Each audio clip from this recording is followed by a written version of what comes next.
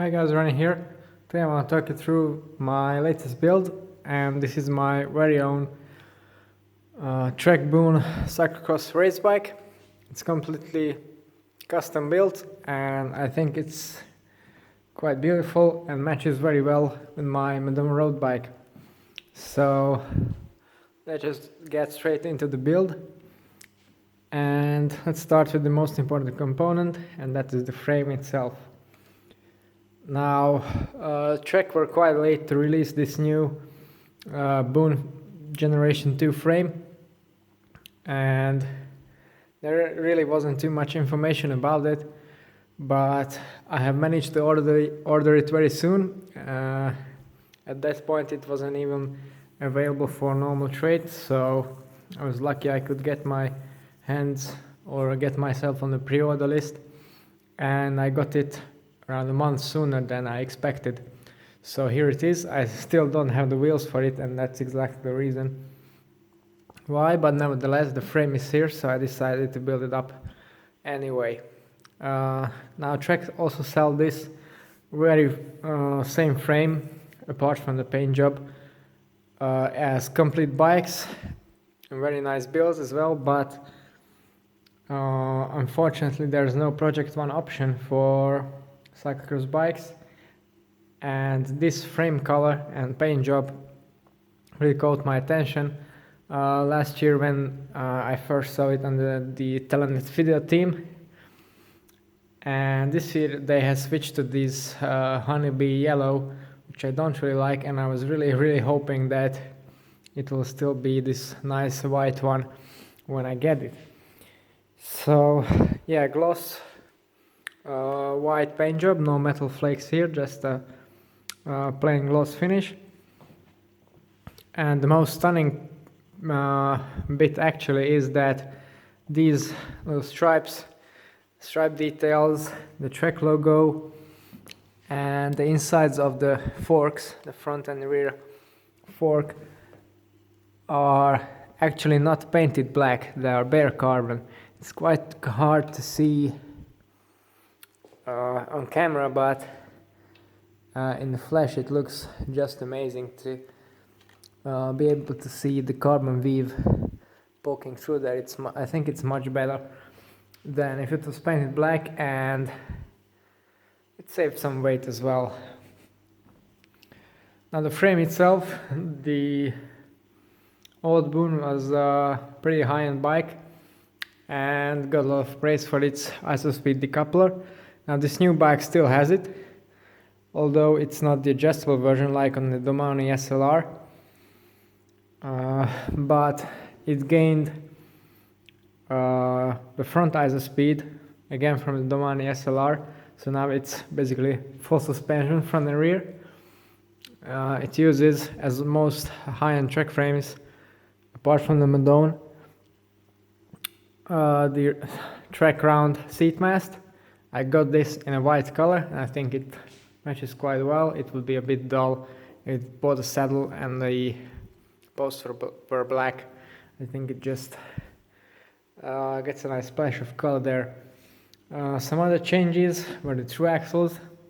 So the front one is now 12 by 100. I think that was the same on the old one, but the rear is now 142 by 12 instead of the quick release from last year, and the brakes went from direct mount to the more modern flat mount standard. And both the front and rear, they accept 140mm rotors without adapters, and I really like the feel of those smaller rotors off-road, so I decided to keep those without going to the 160s, which would provide arguably some more stopping power. Another nice feature of this frame, and there are two more actually. The first one is the Control Freak cable management system, which started on a mountain bike, and it's quite simple on this bike because it really only has one shift cable and one brake hose running down the frame, but you get all kinds of these interchangeable plugs here, so you can fit basically any combination of gearing, 2 biomechanical, Di2, E-tap. Yeah, so you can fit pretty much anything. And this one, it's quite hard to see in detail. So the shift cable runs in the middle here, and you've got one for the brake hose on the side, and you could potentially run one more thing down here. Now these are tiny rubber slots which go in the unused spaces, and you can just cut them with scissors to match your exact configuration. So it's really nice thought out. And in case you were using a Di2 system, then you also have this nice cubby hole where you can fit your battery and stuff and all kind of cables, so you have it nice and neat. It also has the holes for the bottle mount screws. Now you may have noticed that there's no real front derailleur mount here, but Trek Supply very nicely machined aluminum band clamp to fit on there.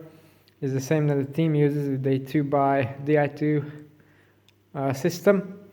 And as all higher end Trek frames, it has the Trek chain catcher.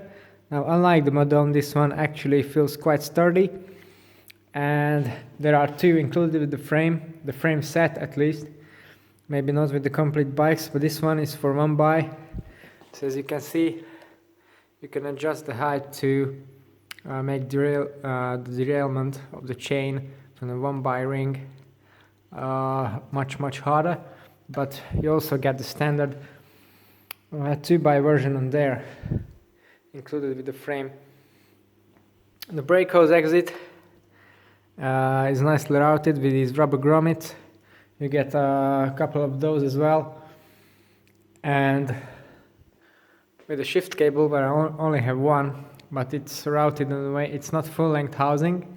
It goes up to here, there's a cable stop here, and then the bare cable goes all the way on the bottom racket right up to here with another cable stop, and you get this small loop here. So there's very little or very few places where dirt can actually enter the system, and you get the benefit of a lower friction of an unexposed cable. Now one thing I find quite strange with Trek frames is at the bottom racket area, the cable guides here are not really covered by anything, and that might not be a huge problem on a road bike, but I think this area could get quite contaminated during a muddy cross race. So what I've done is I took a piece of Teflon tube sheeting on there, and I glued it this part of the frame where the standard cable guide would actually go, and this way basically it just starts somewhere here and ends somewhere in the chainstay. This way the brake cable is much more shielded from dirt, and to add another piece of protection, I have added lizard skins protective helicopter tape on the whole bottom bracket area, so all these holes are actually filled in. As you can see, it just is see-through tape, so no dirt at all can enter the bottom bracket area to damage either the bearings or the frame itself, or maybe the shift cable I have there. There are some couple other areas I have applied some lizard skins protective tape to the chainstay. For some reason it didn't have any from stock, so that's another area. And then just some small patches to keep the paint fresh. It's really nice paint job, so I really don't want to have it ruined by off-road riding. Okay, I think that's pretty much all about the frame, all the details. Well, actually, one more thing, the skewers, or not really the skewers, the 2 axles are made by DT Swiss, and they have these little adjustable levers, so you can just, it's spring loaded, and you can just flick the lever anywhere you want. but maybe in the future, to decrease the weight a bit, I'll buy some bolt-through style axles with no lever on it. I just really like the look of those, but that's not really an important upgrade on this bike. Now to the build I have here. So let's just start at the front. The frame comes with the headset cap, carbon spacers and a carbon headset cap. That's proprietary to the front isosplit system, so you don't really need too many parts to get for a frame to build it up. It also comes with a preload plug, but I didn't use that. Instead, what I had here is an EE Cycleworks super light preload cap with a preload mechanism in it, and this actually saves around 20 grams. It's not too much, but I really like the look of this really high-end part. It's all aluminium, super nicely machined. Even the bolt from the other side is hollow, so I really like nice little details like this one. Then the bar and stem combo is Bontrager's, again, super light XXX bar and stem combo. So 110mm length and 42cm width. I decided to go wider than I usually run on my road bike, just for that added control. And this system, again, is super light, 230 grams for the bar and stem. That's usually what your bar weighs, your good quality carbon bar weighs, so I think that's quite astonishing. Yeah, and that should really contribute to the low weight of this bike. Another reason why I've chosen and why I really like one-piece bars and stems is you can't really knock the bar out of alignment either side to side, or you can't just, when you hit the bump, you just can't fold it if it's not tightened properly or something. So it's solid always in the proper position, and it might actually have a bit more damping in it because it's a continuous piece, so the carbon can be a bit lighter in layup. That's why you get more comfort. And one more thing I really like about Bontrager bars in particular is the drop shape. I really love the one on the Madone. I have loved the one I had on my standard XXX bar on the Amanda, sorry. And this one has the same variable radius bar design, so really good with my hands, good for braking, and on the hood as well. Group set wise, it's a SRAM Force 1 hydraulic grip set 1x11 with flat mount hydraulic disc brakes, 140 rotors, as I've said. This is the first time I was bleeding such a system, but it's really, with the SRAM Pro Bleed Kit, it's a real treat. You get it done perfectly in 10 minutes, so kudos to SRAM for that. One exception to the group set is the Jaguar Elite Link housing, which again is used for its lightweight and no compression design, and it just makes the shifting super crisp. Yeah, super smooth, super crisp, very low friction. And I think it should be a bit sturdier because it can't be compressed. It's super taut, and just plainly looks very nice as well. Then, in addition to the Force 1 derailleur, ceramic speed jockey wheels, Quark D0 power meter with the red carbon crank on it, 40-tooth X-Sync chainring, Kogel ceramic bottom bracket with cross seals in it for more protection in rough conditions. The saddle is a Bontrager Montrose Pro carbon rails. Actually, I wanted to use my Serrano saddle that I had done previously, but unfortunately the base of the saddle broke for some reason, and yeah, you can see that in there. And I put this up for warranty, and Track were kind enough to set me up with that Montrose Pro free of charge.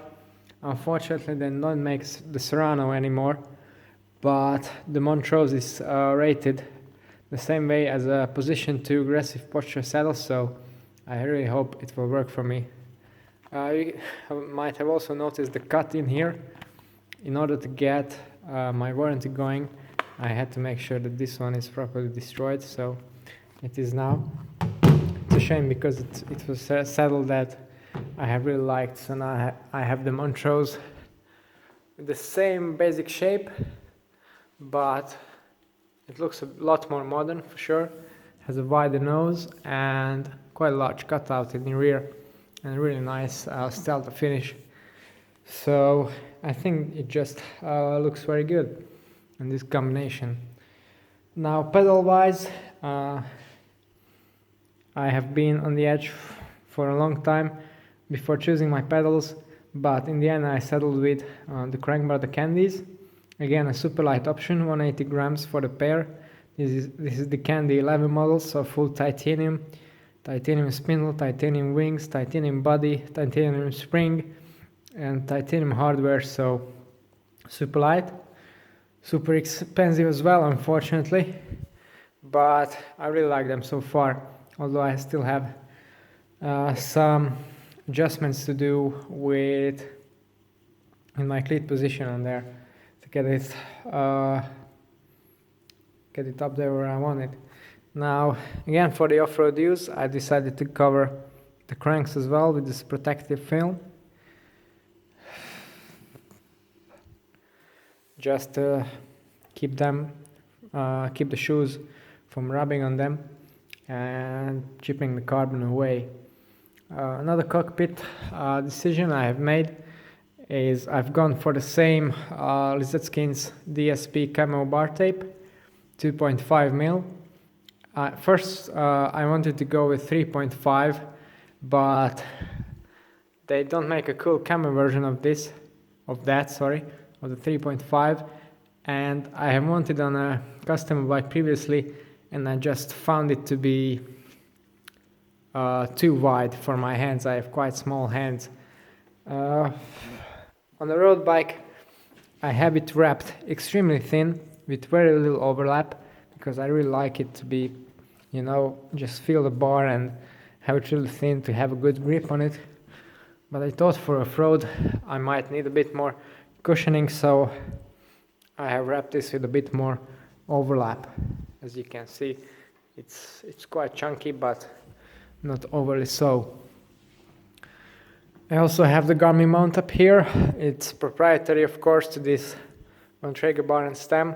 It's called the Blender mount, like you can see on there, and it fits my H520 flush with the bar.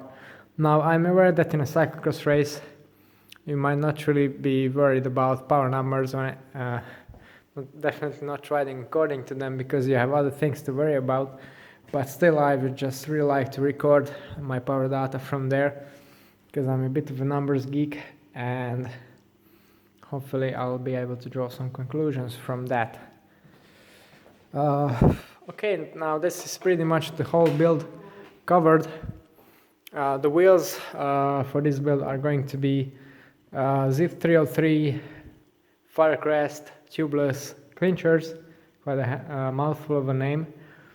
But there you have it. These are going to be disc brake specific, tubeless, and these are not the latest NSWs. That's simply because they weren't available for order or pre-order when I have ordered this frame.